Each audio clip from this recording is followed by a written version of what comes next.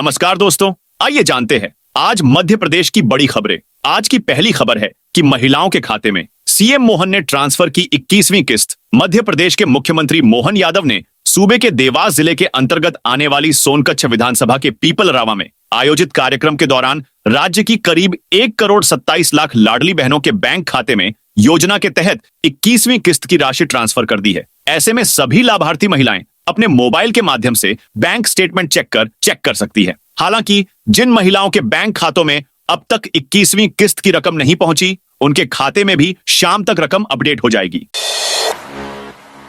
MP में BJP के बाद कांग्रेस अपने जिला अध्यक्ष बदलेगी। मध्य प्रदेश भाजपा कोविड के कारण रुके संगठन के चुनाव करीब 5 साल बाद करा रही है। बूथ समितियों, मंडल व जिला अध्यक्षों के चुनाव हो चुके हैं। जल्द की प्रदेश अध्यक्ष के चुनाव भी होंगे। बीजेपी के बाद अब कांग्रेस भी अपने जिला अध्यक्ष बदलने जा रही है। कांग्रेस 3 साल पुराने जिला अध्यक्ष बदलेगी। जहां अध्यक्ष नहीं है वहां नए बनाएगी। ब्लॉक अध्यक्षों से लेकर जिला अध्यक्षों की नियुक्ति की मंजूरी दिल्ली से ही होगी। पार्टी को मजबूती देने के लिए शीर्ष नेतृत्व प्रदेश में दौरे करेगा।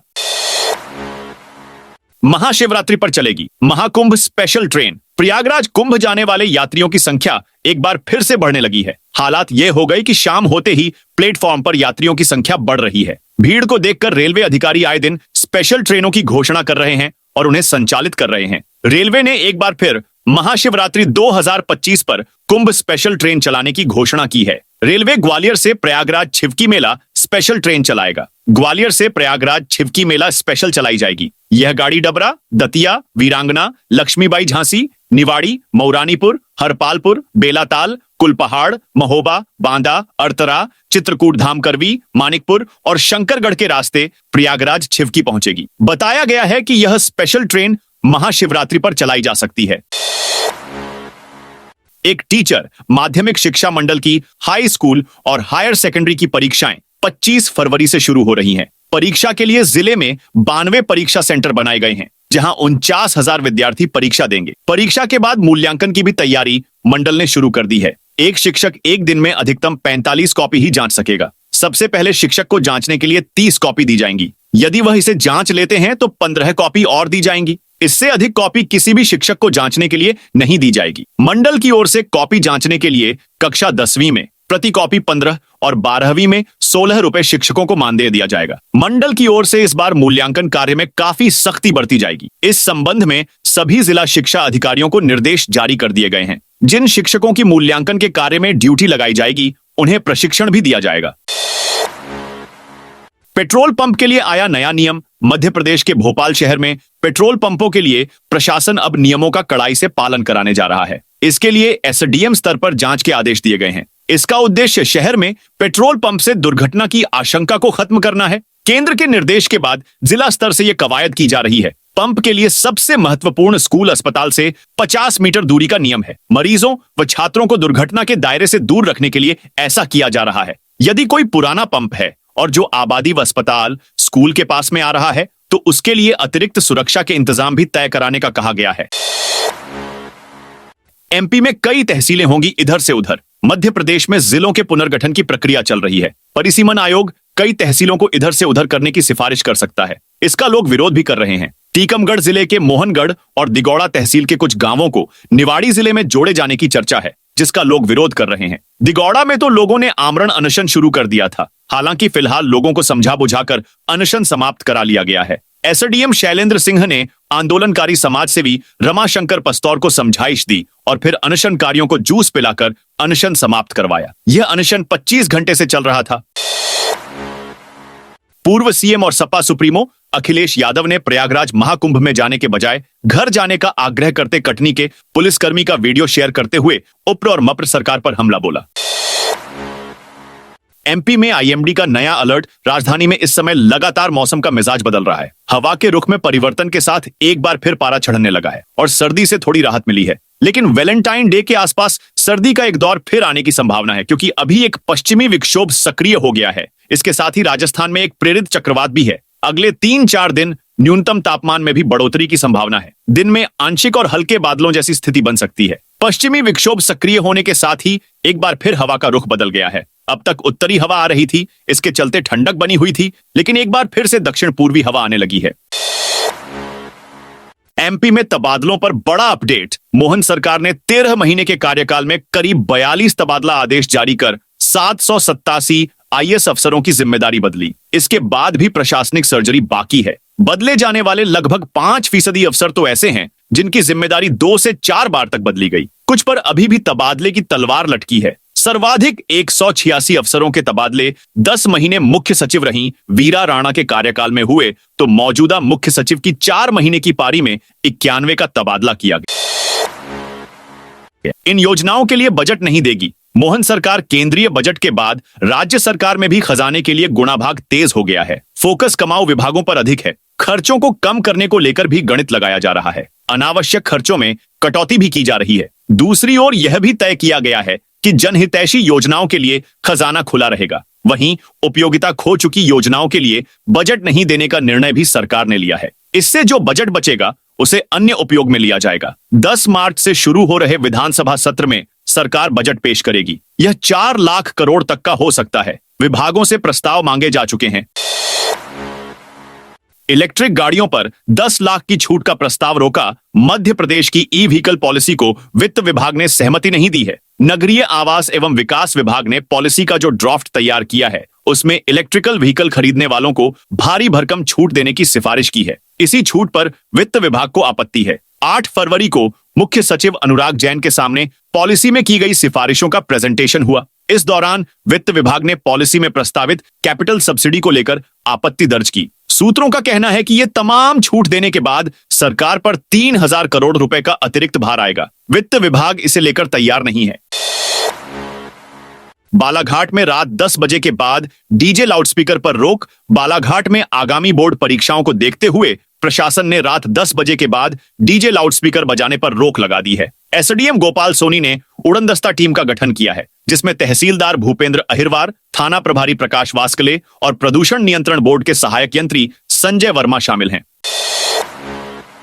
बुरहानपुर में बिना अनुमति हेलों की टक्कर कराने पर कार्रवाई। बुरहानपुर में प्रतिबंधित हेला टक्कर के आयोजन को लेकर पुलिस ने कार्रवाई की। निम्बोला थाना पुलिस ने आयोजन समिति के 5 सदस्यों और 4 हेला मालिकों सहित कुल 9 लोगों के खिलाफ मामला दर्ज किया है। घटना रविवार की है, जब बोरी खुर्द गांव में एक नाले के पास उर्स के अवसर पर हेलों की टक्कर का आयोजन किया गया। इस दौरान बोरी, नसीराबाद, बसाड़, निम्बोला, मगरूल, जिरी, चुलखान सहित आसपास के गांवों से लगभग 4 से 5 हजार लोगों की भीड़ जमा हो गई। 23 फरवरी को नागपुर जाएगी मुख्यमंत्री तीर्थ दर्शन यात्रा। प्रदेश सरकार की मुख्यमंत्री तीर्थ दर्शन योजना के तहत अगली यात्रा नागपुर जाएगी। ये यात्रा 23 से 26 फरवरी 2025 तक चलेगी। इस यात्रा में भाग लेने के लिए इच्छुक यात्री 13 फरवरी 2025 तक आवेदन कर सकते हैं। अपर कलेक्टर नीरज शर्मा ने बताया कि ये कार्यक्रम धार्मिक न्यास एवं धर्मस्व विभाग भोपाल के निर्देशानुसार आयोजित किया जा रहा है। योजना के प्रचार प्रसार के लिए नगर पालिका, नगर परिषद, जनपद पंचायत और ग्राम पंचायतों में विशेष अभियान चलाया जा रहा है। न्यूनतम वेतन को लेकर चतुर्थ श्रेणी कर्मचारियों का प्रदर्शन। मध्य प्रदेश में ग्राम पंचायत के चौकीदार और योग प्रशिक्षकों का न्यूनतम वेतन की मांग को लेकर आंदोलन तेज होने जा रहा है। पंचायत चौकीदार संघ के पदाधिकारी 18 फरवरी को संगठन के अध्यक्ष राजभान रावत के नेतृत्व में पंचायत मंत्री प्रहलाद पटेल से मुलाकात करेंगे। इसी दिन योग प्रशिक्षक संगठन की अध्यक्ष गायत्री जायसवाल के नेतृत्व में प्रशिक्षक आयुष मंत्री इंद्र सिंह परमार से मिलेंगे। विशेष बात यह है कि 26 जनवरी की दिल्ली परेड में शामिल हुए वो योग प्रशिक्षक भी इस मुलाकात में शामिल होंगे, जिनका सम्मान प्रधानमंत्री नरेंद्र मोदी ने किया था। वर्तमान में इन प्रशिक्षकों को मात्र 3 से 4 हजार रुपए मासिक वेतन मिल रहा है, जिससे वे भुखमरी की स्थिति में जीवन यापन कर रहे हैं।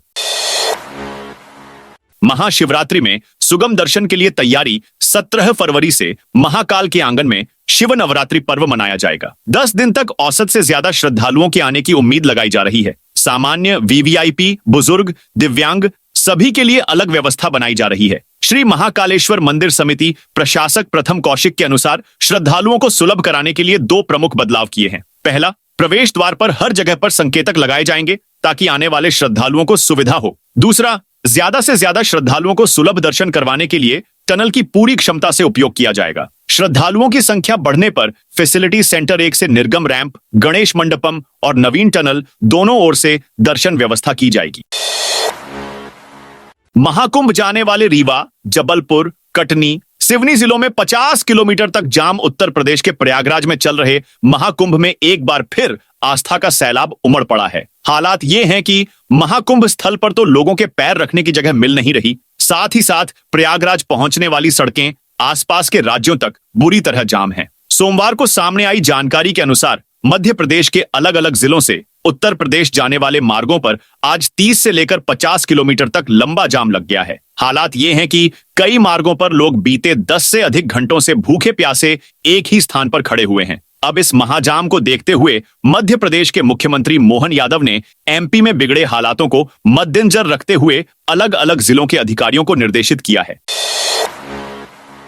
मेडिकल और इंजीनियर की तर्ज पर होगी बोर्ड परीक्षा नकल रोकने के लिए माध्यमिक शिक्षा मंडल मेडिकल और इंजीनियरिंग की तर्ज पर परीक्षा केंद्रों में जैमर लगाने की तैयारी में है। इसकी शुरुआत बोर्ड परीक्षा के ऐसे संवेदनशील केंद्रों से होगी जिनके परीक्षा को लेकर पुराने रिकॉर्ड ठीक नहीं है। बता दें, परीक्षा केंद्रों में नकल रोकने के लिए वीडियो रिकॉर्डिंग और सीसीटीवी कैमरे लगाए जा चुके हैं। पहली बार है जब शिक्षा मंडल जैमर जैसे हाईटेक उपकरण बोर्ड स्कूल परीक्षा में नकल रोकने के लिए इस्तेमाल करेगा। मंडल ने अभी स्पष्ट नहीं किया है कि वह जैमर कहां कहां लगाएगा। इसके लिए जिलों से अति संवेदनशील केंद्रों की सूची ले चुके हैं। जबलपुर से भी 5 स्कूलों के नाम जैमर लगाने के लिए प्रस्तावित हैं। प्रदेश में 25 फरवरी से 12वीं और 10वीं की 27 से परीक्षा शुरू होगी। बीएसएफ में दलाली का बड़ा खेल, पकड़े गए 9 जवानों ने किया बड़ा खुलासा। बॉर्डर सिक्योरिटी फोर्स बीएसएफ की टेकनपुर अकादमी में मेन फर्जी ज्वाइनिंग लेटर से ट्रेनिंग लेते पकड़े गए 9 जवान आरक्षक अब सिर पकड़ बैठे हैं। बीएसएफ में जालसाजी से घुसने के लिए इन लोगों ने जो तिकड़में लगाई थी पूरी सिलसिलेवार बताई है। इन लोगों ने खुलासा किया, दलालों ने 1 करोड़ 26 लाख रुपए में उन सभी को बीएसएफ में सिपाही बनाने का ठेका लिया था। दलालों ने 2 किश्त में पैसा लेना तय किया था। एडवांस की पहली किश्त में 38,50,000 रुपए तो दलाल ले चुके हैं, बाकी रकम ट्रेनिंग पर पहुंचने के बाद देना थी। 3 बड़े शहरों को जोड़ने के लिए बनेगी 6 लेन चौड़ी सड़क। मध्य प्रदेश के महानगर इंदौर में जबरदस्त ट्रैफिक रहता है। यह समस्या दूर करने यहां खासी चौड़ी सड़क बनाई जा रही है। मास्टर प्लान को ध्यान में रखते हुए नई रोड 6 लेन बनाई जाएगी। यह सड़क इंदौर विकास प्राधिकरण तैयार कर रहा है। इस एमआर 12 के बन जाने से ओंकारेश्वर जाने वालों को सबसे ज्यादा लाभ होगा। ऐसे लोग इंदौर शहर के ट्रैफिक को बाएं पास कर उज्जैन से सीधे ओंकारेश्वर जा सकेंगे। एमआर 12 सड़क से दोनों प्रमुख ज्योतिर्लिंगों महाकाल ज्योतिर्लिंग और ओंकारेश्वर ज्योतिर्लिंग की दूरी घट जाएगी। इतना ही नहीं, यात्रा में समय भी कम लगेगा। सुबह और शाम के व्यस्ततम समय में इंदौर शहर के ट्रैफिक को पार करने में 30 से 45 मिनट लग जाते हैं। इंदौर को बाएं पास करने से यह समय बच जाएगा। एमपी के 3 बड़े शहरों इंदौर, उज्जैन और ओंकारेश्वर को जोड़ने वाली इस सड़क निर्माण का काम शुरू हो चुका है। टोल प्लाजा पर नहीं रोकेंगे टोल कर्मी, अपने आप खुलेगा गेट। एमपी में सड़क परिवहन एवं राजमार्ग मंत्रालय द्वारा बनाए जा रहे हाईवे पर आधुनिक सुविधाएं दी जा रही हैं। इंदौर खंडवा और इंदौर हरदा हाईवे पर बन रहे टोल प्लाजा भी नए कलेवर में नजर आएंगे। एनएचएआई के प्रोजेक्ट डायरेक्टर सुमेश बांजल ने बताया कि नए हाईवे पर टोल का स्वरूप बदला नजर आएगा। नए टोल पहले के मुकाबले छोटे बनाए जा रहे हैं। हर लेन में एक कैबिन होता है जिसमें टोल कर्मी बैठते हैं। अब इसे बदला जा रहा है। लेन में कैबिन नहीं होंगे। सेंसर और कैमरे से ऑटोमेटिक फास्टैग के जरिए पैसा कट जाएगा और गेट खुल जाएगा। केवल एक लेन में ही कैबिन बनेगा और इसी लेन से बिना फास्टैग वाले वाहन गुजरेंगे। कर्मचारी लेन को कंट्रोल करेंगे। बोर्ड एग्जाम में सीज होंगे कर्मचारियों के मोबाइल बोर्ड। परीक्षा के दौरान paper leak of social media पर प्रश्न पत्रों की फोटो वायरल होने जैसी घटनाओं को रोकने के लिए माध्यमिक शिक्षा मंडल ने नियम और सख्त बना दिए हैं। अब परीक्षा के दौरान परीक्षा केंद्रों पर ड्यूटी करने वाले सभी अधिकारी और कर्मचारियों के मोबाइल सीज किए जाएंगे। केंद्राध्यक्ष का मोबाइल भी इस दौरान लॉक रहेगा। साथ ही सभी के मोबाइल फोन सीज हो गए हैं। इसका शपथ पत्र केंद्राध्यक्ष को रोजाना कलेक्टर प्रतिनिधि को देना होगा। कलेक्टर प्रतिनिधि भी रोजाना इस शपथ पत्र को मंडल के सोशल मीडिया ग्रुप पर भेजेंगे। परीक्षा खत्म होने के बाद सभी के मोबाइल वापस दिए जाएंगे।